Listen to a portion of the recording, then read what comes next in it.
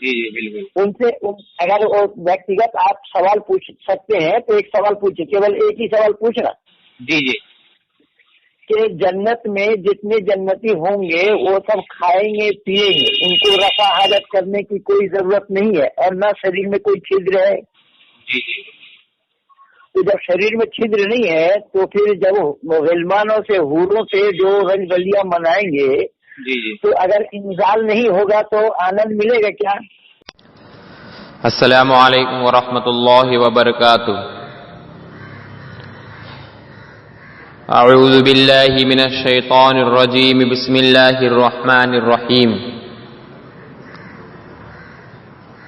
قل جاء الحق وزهق الباطل ان الباطل كان زهوقا.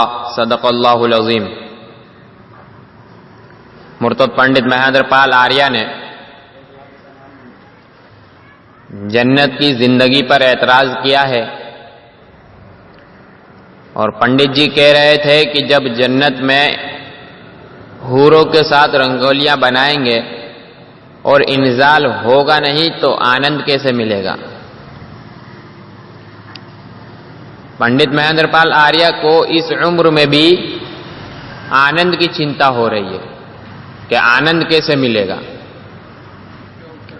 اور دوسری بات یہ ہے کہ پنڈت جی کو چنتا کرنے کی آخر کیا ضرورت پیش آ گئی، کیونکہ پنڈت جی تو جنت جائیں گے نہیں، وہاں تو ہمیں جانا ہے، مسلمانوں کو جانا ہے. یہ تو بیچارے اگلے جنم میں یقیناً سور بن کر پیدا ہوں گے، کہیں حلوہ لپیٹ رہے ہوں گے، تو انہیں کیا فکر ستا گئی چنتا کرنے کی کہ وہاں انزال ہوگا یا نہیں ہوگا، آنند ملے گا یا نہیں ملے گا. تو معلوم ہوا کہ بندے کی طبیعت میں ہی خرابی ہے، کیونکہ پنڈت جی اگر چاہتے تو پیشاب پاخانے پر بھی اعتراض کر سکتے تھے، مگر انزال ہی پر اعتراض کیوں کیا؟ چلیے سمجھ سکتے ہیں کہ پنڈت مہیندر پال آریہ جس عمر میں جا چکے ہیں اس عمر میں انزال کے بڑے مسئلے پیدا ہو جاتے، اسی لیے شاید پنڈت جی کو انزال ہی پر اعتراض ہوا، پیشاب پاخانے پر نہیں ہوا.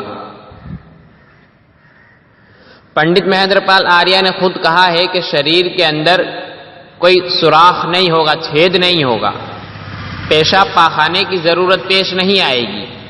تو جب پنڈت جی نے ان ساری باتوں کو مان لیا تو پھر انزال پر اعتراض کیوں کیا؟ تو معلوم ہوا کہ پنڈت مہیندر پال صرف دھوکہ دینا چاہ رہے ہیں، ان کو ستیہ نہیں جاننا ہے، صرف دھوکہ دینا ہے. قرآن کریم کے اندر، اسلام کے اندر جنت کی زندگی کو 3 الفاظوں میں سمیٹ دیا گیا ہے.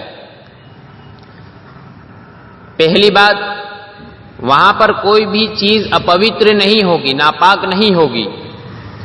دوسری بات، جو خواہش کریں گے وہ پوری کر دی جائے گی. تیسری بات کہ جنت کی زندگی دنیاوی زندگی سے الگ ہوگی. ان تینوں باتوں کو ملا کر، ان تمام باتوں کو ملا کر یہ بات اسپشٹ روپ سے سامنے آ جاتی ہے کہ اللہ تعالی سے ہم جو بھی خواہش کریں گے جنت میں اللہ تعالیٰ پوری کر دے گا، اور اس کا جو طریقہ ہوگا وہ ناپاکی کا طریقہ نہیں ہوگا.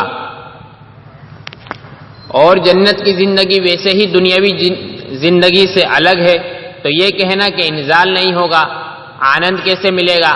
اللہ تعالیٰ ہمیں آنند دے گا مگر کسی نہ کسی جائز طریقے سے ہی دے گا، ناپاکی والا طریقہ اختیار نہیں ہوگا. سورہ سجدہ آیت نمبر 17 کے اندر ایک بات بتائی گئی ہے، فَلَا تَعْلَمُ نَفْسٌ مَّا أُخْفِيَ لَهُم مِّن قُرَّةِ أَعْيُنٍ جَزَاءً بِمَا كَانُوا يَعْمَلُونَ.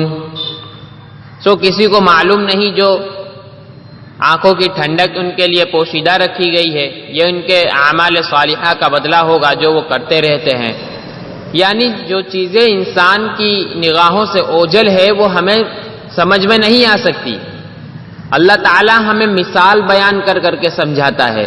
وَيَضْرِبُ اللَّهُ الْأَمْثَالَ لِلنَّاسِ، اللہ تعالیٰ مثال بیان کرتا ہے. جنت کی زندگی ہماری آنکھوں سے دور ہے، ہم نے کبھی دیکھی نہیں ہے، اس لیے زیادہ اس کے اوپر سوالات کرنا بھی جہالت ہے اور زیادہ اس کے اندر گھسنا بھی جہالت ہے.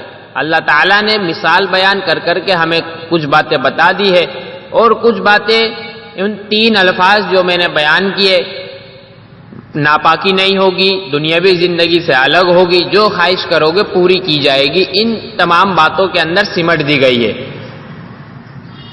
حوروں کے اوپر پنڈت جی نے اعتراض کیا ہے، جبکہ ویدوں کے اندر بھی سورگ اور نرک کا بتایا گیا ہے. اب اگرچہ پنڈت مہیندر پال آریہ اپنی ضد کی بنیاد پر وہ کچھ بھی کہہ سکتے ہیں.